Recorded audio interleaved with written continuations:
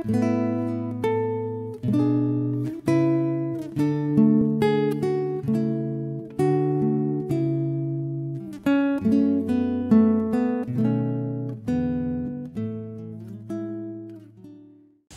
pagi, Ibu Bapak dan saudara-saudara sidang jemaat Tuhan di mana saja berada. Sekarang ini kita akan merenungkan firman Tuhan. Namun sebelum itu kita mohon tuntunan kuasa Roh Kudus menyertai kita semua. Mari kita berdoa. Ya Bapa kami dalam sorga, Allah yang penuh kasih, kami bersyukur kepadamu bahwa kasih setiamu tetap menyertai kami, memelihara kami semua umatmu, baik yang ada di tempat ini maupun yang ada di rumah masing-masing. Tuhan memberkati. Sekarang kami rindu untuk membaca dan mendengarkan firman-Mu serta merenungkannya. Kami mohon tuntunan kuasa Roh Kudus-Mu ya Tuhan menyertai kami, memberikan kami hikmat untuk memahami firman-Mu dengan benar.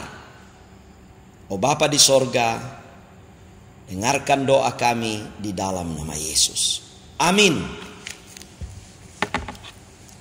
Firman Tuhan yang kita akan baca, dengarkan dan renungkan bersama-sama terambil dari Kisah Para Rasul 2 ayat 22 sampai 32. Kisah Para Rasul pasal 2 ayat 22 sampai 32. Firman Tuhan berbunyi demikian.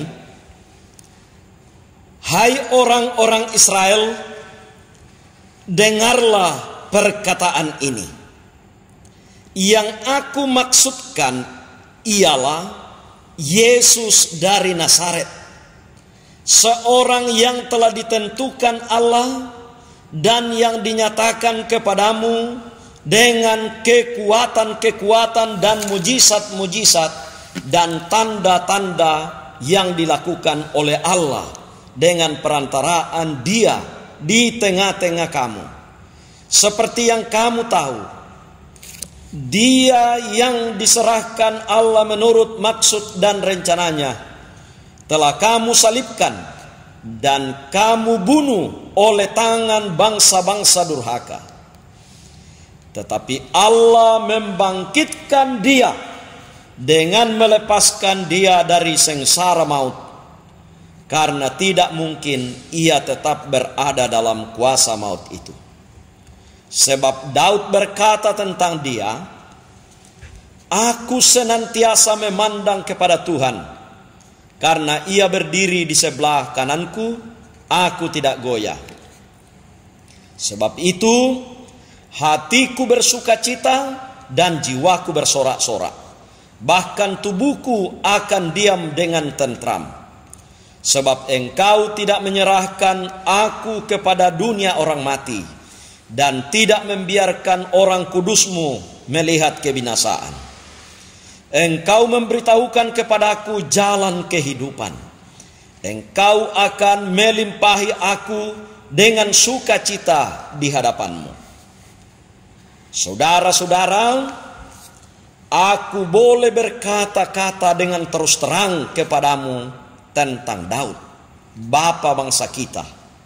Ia telah mati dan dikubur, dan kuburannya masih ada pada kita sampai hari ini. Tetapi ia adalah seorang nabi, dan ia tahu bahwa Allah telah berjanji kepadanya dengan mengangkat sumpah bahwa ia akan mendudukkan seorang dari keturunan Daud sendiri di atas tahtanya. Karena itu ia telah melihat ke depan dan telah berbicara tentang kebangkitan Mesias, ketika ia mengatakan bahwa Dia tidak ditinggalkan di dalam dunia orang mati, dan bahwa dagingnya tidak mengalami kebinasaan. Yesus inilah yang dibangkitkan Allah, dan tentang hal itu kami semua adalah saksi. Demikianlah sabda Tuhan. Sungguh bahagia kita semua yang berkesempatan membaca dan mendengarkan firman Tuhan, lalu melakukannya. Amin.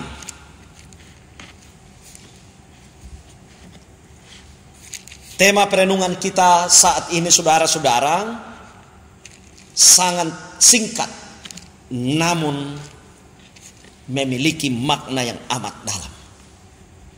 Yaitu, kami adalah saksinya.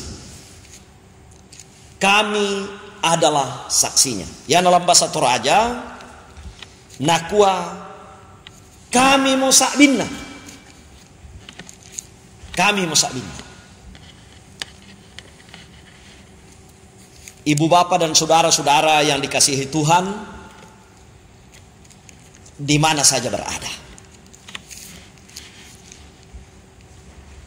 perlu kita ketahui bahwa seorang saksi yang baik adalah ketika orang itu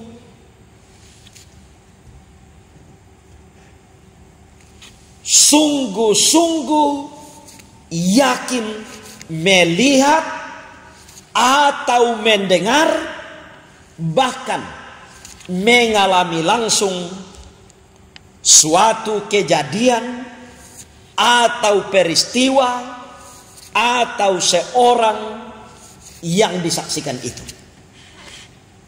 Nah, itu baru namanya seorang saksi yang baik. Nah, bagaimana dengan para murid di dalam Alkitab sebagai saksi Kristus yang baik?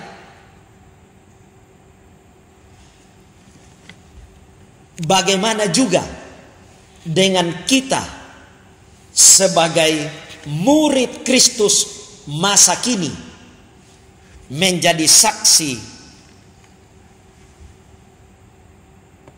yang baik dan benar? Kedua pertanyaan itulah yang kita akan gumuli dan renungkan dalam ibadah kita saat ini. Yang pertama dulu adalah para murid dalam Alkitab sebagai saksi Kristus yang baik. Bagaimana kita dapat menilai para murid dalam Alkitab itu? Kita kategorikan sebagai saksi Kristus yang baik. Saudara-saudara yang kekasih, sebagaimana telah diungkapkan di awal khotbah tadi bahwa seorang saksi yang baik adalah ketika orang itu sungguh-sungguh yakin melihat atau mendengar, bahkan mengalami langsung suatu kejadian atau peristiwa atau seorang yang disaksikan itu.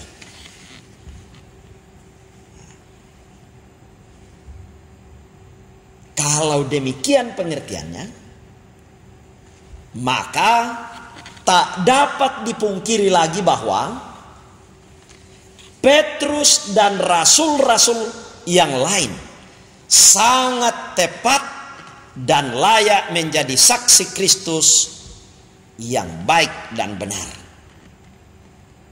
Karena mereka adalah orang-orang yang dipilih langsung oleh Yesus, bergaul bersama-sama dengan Yesus sejak dari pemanggilan murid-murid, perjalanan pelayanan Yesus selama hidup di dunia, penangkapan, penderitaan, penyaliban, kematian, dan kebangkitan, bahkan kenaikan Yesus ke sorga, sungguh-sungguh nyata terjadi di depan mata mereka. Jadi sangat pantas mereka dapat dikategorikan sebagai saksi yang baik dan benar. Seperti kesaksian Rasul Petrus setelah dipenuhi oleh Roh Kudus pada hari Pentakosta, di tengah-tengah suasana kekaguman orang-orang Yahudi yang saleh yang datang dari segala bangsa di bawah kolong langit mengenai mujizat tentang bagaimana mereka masing-masing mendengar rasul-rasul itu berkata-kata dalam bahasa mereka sendiri dari berbagai bangsa di dunia.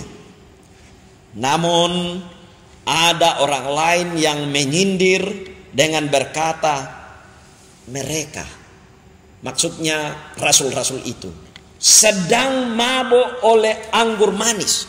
Kisah Rasul 2 ayat 1 sampai 13.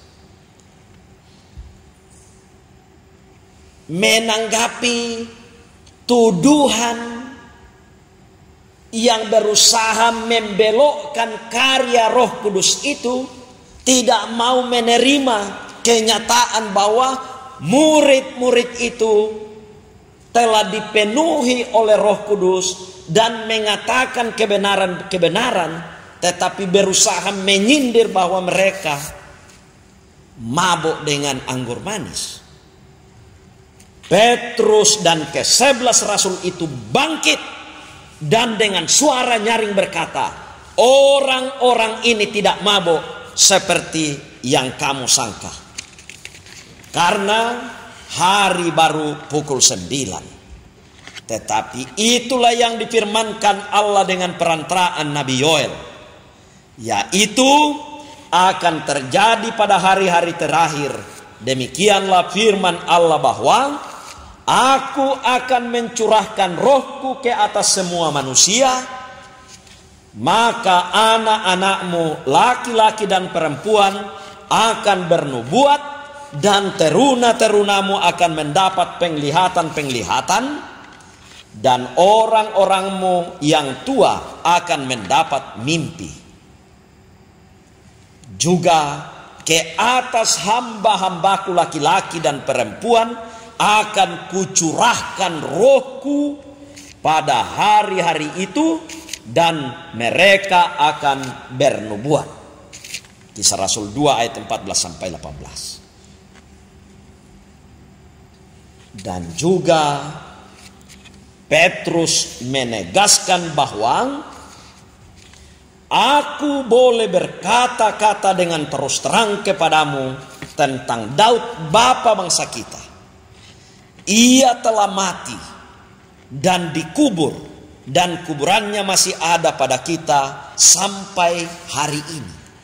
Tetapi ia adalah seorang nabi, dan ia tahu bahwa Allah telah berjanji kepadanya dengan mengangkat sumpah bahwa ia akan mendudukkan seorang dari keturunan Daud sendiri di atas tahtanya.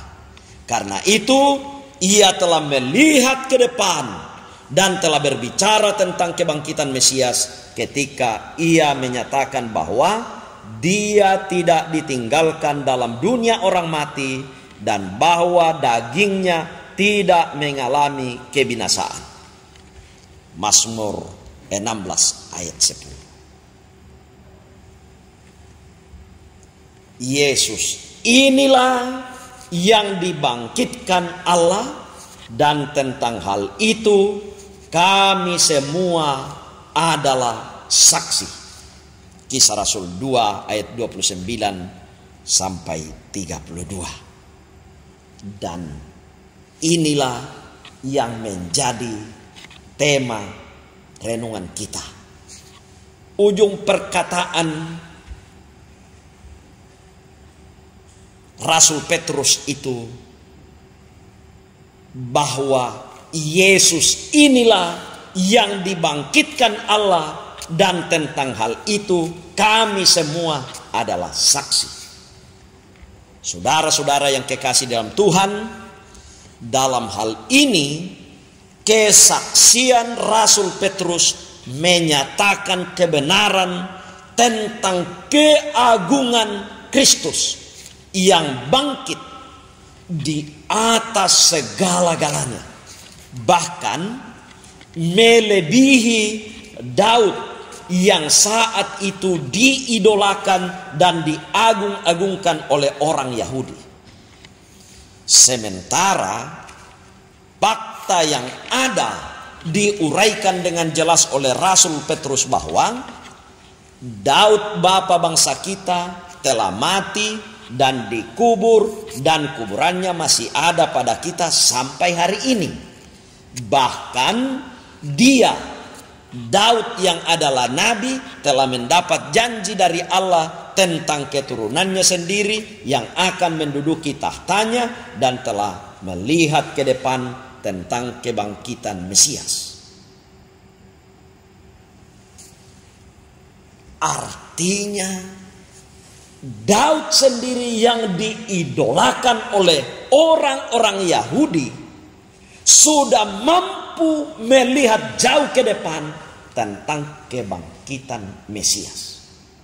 Nah, itu disaksikan oleh Rasul Petrus di tengah-tengah orang Yahudi yang begitu banyak, yang datang dari berbagai negeri di seluruh dunia. Orang-orang Yahudi yang saleh. Nah, bagaimana hasil dari kesaksian yang baik dan benar oleh Petrus bersama dengan rasul-rasul yang lain itu? Sangat jelas dalam Kisah Rasul 2 ayat 37 sampai 39 bahwa ketika mereka mendengar hal itu, hati mereka sangat terharu. Lalu mereka bertanya kepada Petrus dan rasul-rasul yang lain bahwa apakah yang harus kami perbuat, saudara-saudara? Jawab Petrus kepada mereka, bertobatlah dan hendaklah kamu masing-masing memberi dirimu dibaptis dalam nama Yesus Kristus untuk pengampunan dosamu, maka kamu akan menerima karunia Roh Kudus. Sebab bagi kamulah janji itu, dan bagi anak-anakmu, dan bagi orang yang masih jauh, yaitu sebanyak yang akan dipanggil oleh Tuhan Allah kita. Siapa yang dimaksud dengan orang yang masih jauh? Termasuk saudara-saudara dan saya. Kata-kata ini kesaksian Petrus saat itu ribuan tahun yang silam, lebih 2000 tahun yang silam. Tetapi sudah menubuatkan tentang orang-orang yang masih jauh, yaitu sebanyak yang akan dipanggil oleh Tuhan Allah kita, termasuk kita yang ada sekarang ini. Akhirnya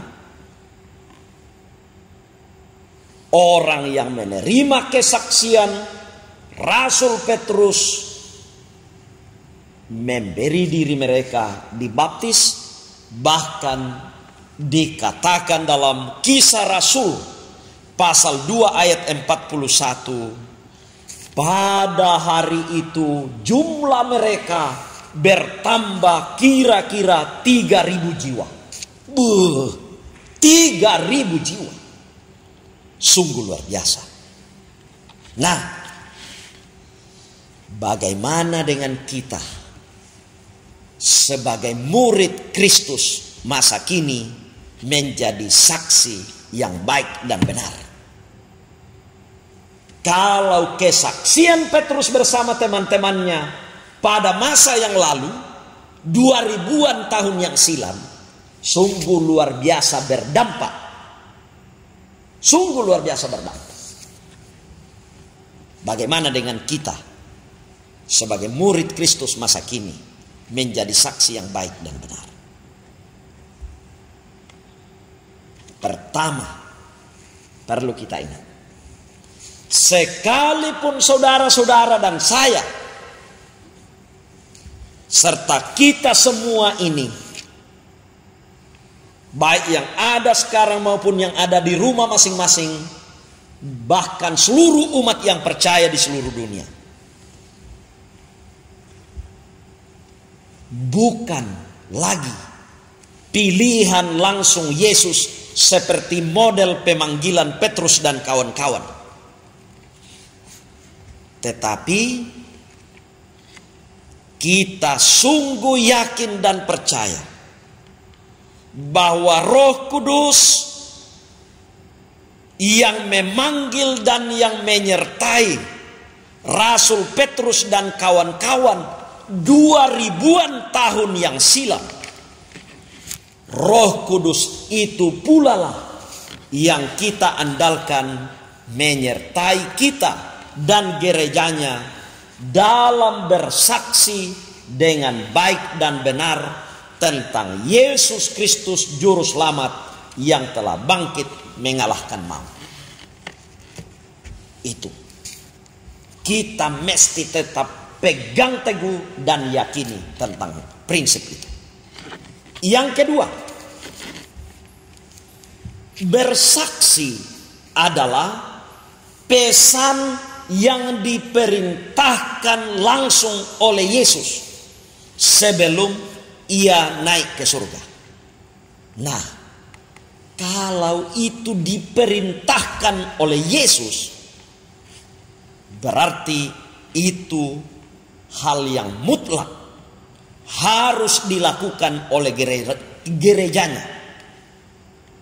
Karena itu, saudara-saudara dan saya, bahkan semua orang yang percaya kepada Yesus Kristus di seluruh dunia, memiliki tugas yang mulia, yaitu menjadi saksi Kristus. Menjadi saksi Kristus.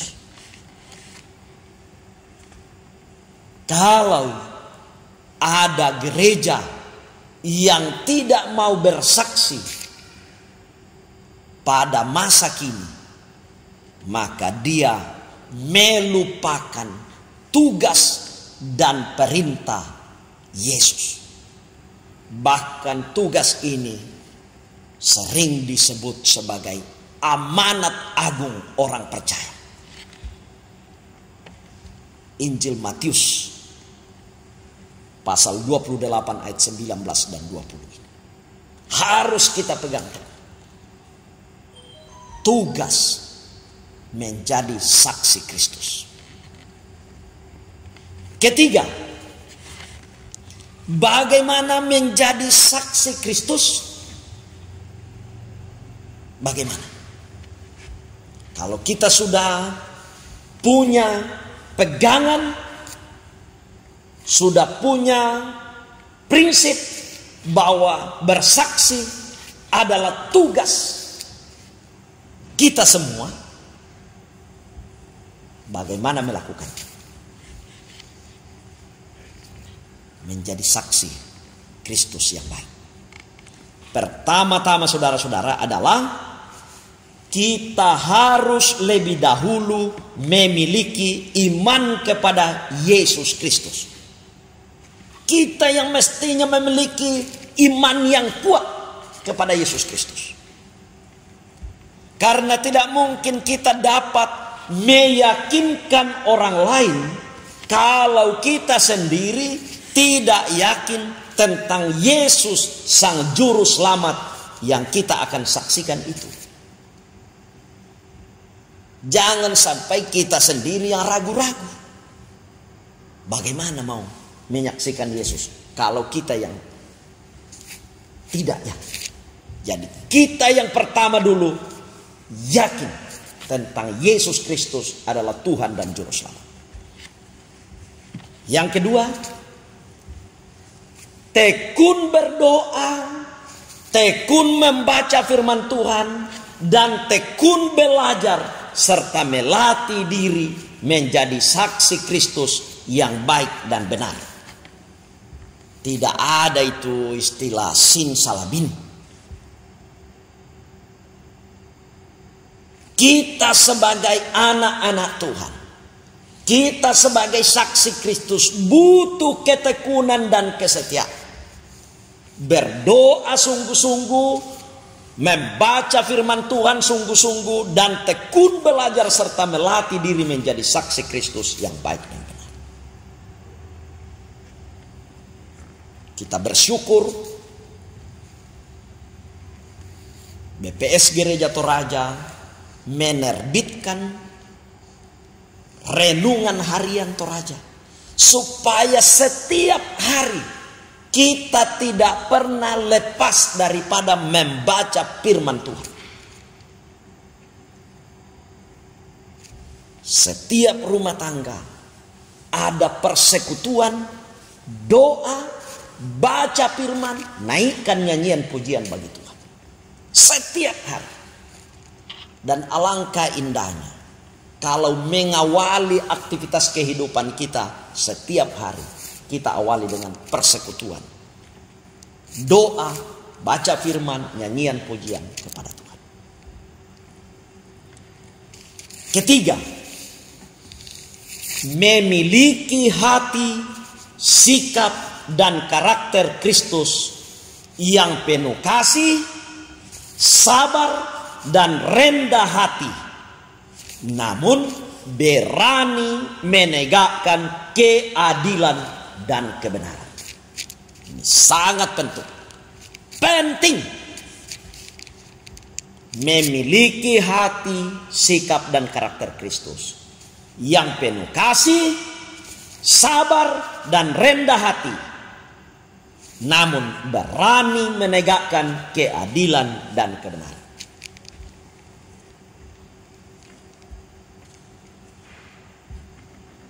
Terakhir, keempat, sebagai saksi Kristus, kita harus fokus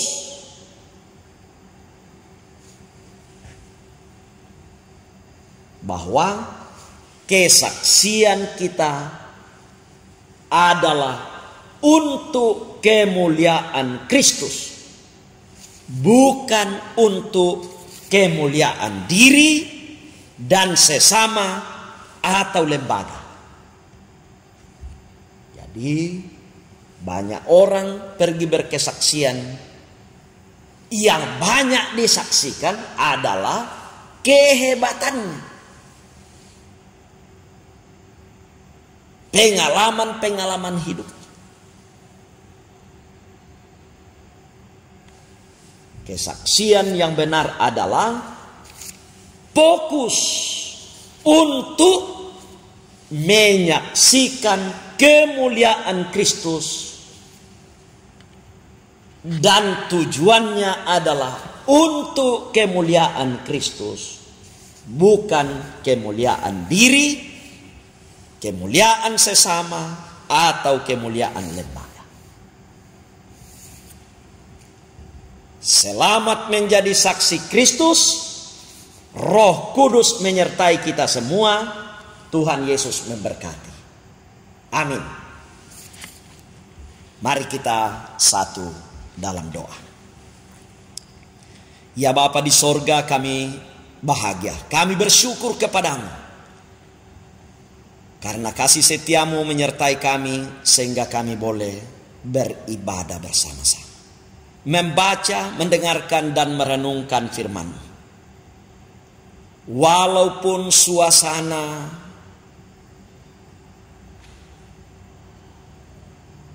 yang sungguh-sungguh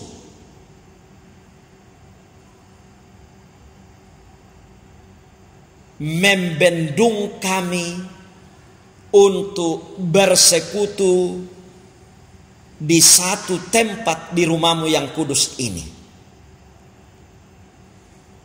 karena virus corona. Tetapi kuasa kasih dan kemurahan-Mu Tuhan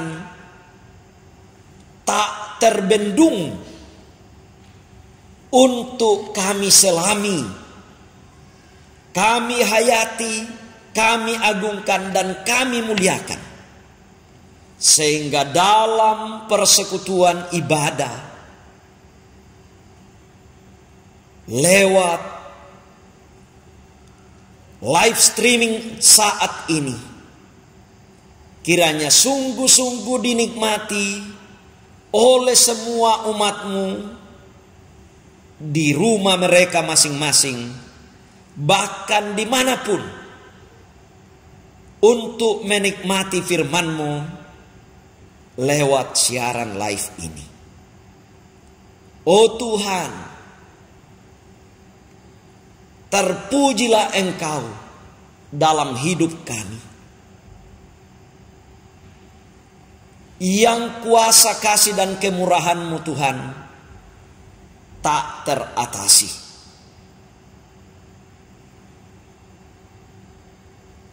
Kiranya umat-Mu yang boleh beribadah di rumah masing-masing saat ini sungguh-sungguh menikmati kehadiran Tuhan dalam kuasa Roh Kudus. Oh Bapa di sorga, teguhkan dan kuatkanlah kami untuk menghayati firman-Mu ini, sehingga kami sungguh-sungguh menjadi saksi-Mu di tengah-tengah dunia ini, kapan dan di mana saja kami berada, menjadi saksi Kristus yang baik dan benar. Peliharakan seluruh jemaat-Mu ya Tuhan, di mana saja mereka berada. Dalam pekerjaan mereka masing-masing, Tuhan sertai. Yang dalam kondisi kelemahan tubuh, Tuhan berkati, Tuhan teguhkan, kuatkan imannya dalam berjuang, dalam pemulihan kesehatan. Kami membawa kepadamu ya Tuhan, gereja-Mu yang berduka karena kepergian hamba-Mu, Bapak Pendeta DP Sumbung. Oh Bapa di sorga, hiburkanlah istri, anak, dan semua rumpun keluarga, serta jemaat Tuhan yang ditinggalkan. Semua kawan-kawan, Tuhan teguhkan, Tuhan hiburkan. Mampukan menerima kenyataan ini dengan iman. Oh Bapa di dalam sorga, berkati juga pemerintah kami, bangsa dan negara kami, dalam menghadapi pandemi corona ini. Engkaulah penolong kami yang sejati, sandaran kami. Berkati jemaat-Mu secara utuh dalam segala keberadaan mereka. Inilah doa syukur kami, permohonan kami, syafaat kami kepadamu Tuhan, di dalam nama Yesus, Juru Selamat kami yang hidup. Amin. Demikianlah persekutuan ibadah kita. Kiranya firman Tuhan menyegarkan kita semua dalam segala keberadaan kita di rumah kita masing-masing. Tuhan memberkati, selamat menikmati kasih setia Tuhan dalam segala hal. Percayalah, Tuhan tidak pernah meninggalkan kita dalam situasi dan kondisi apapun. Bersandar dan berserah kepadanya, berkarya dengan baik, ikuti aturan-aturan yang ada, baik itu aturan-aturan, seruan-seruan dari pimpinan sinode kita maupun dari pemerintah kita. Kita percaya melakukan yang terbaik dalam hidup kita, tidak sia-sia. Tuhan memberkati. Sekian dan terima kasih.